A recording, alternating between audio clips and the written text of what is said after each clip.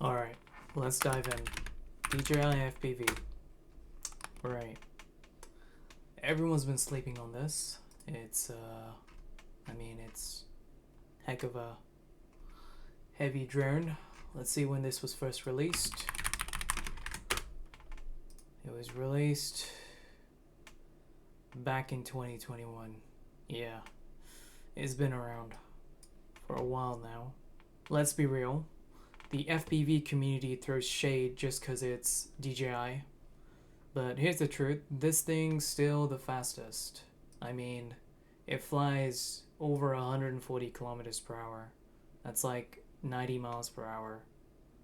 And in this video, later on, I am flying this at, I think the wind speed was roughly 20 to 25 miles per hour.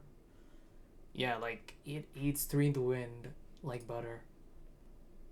Anyway, watch this footage and see why the DJI FPV still owns the skies.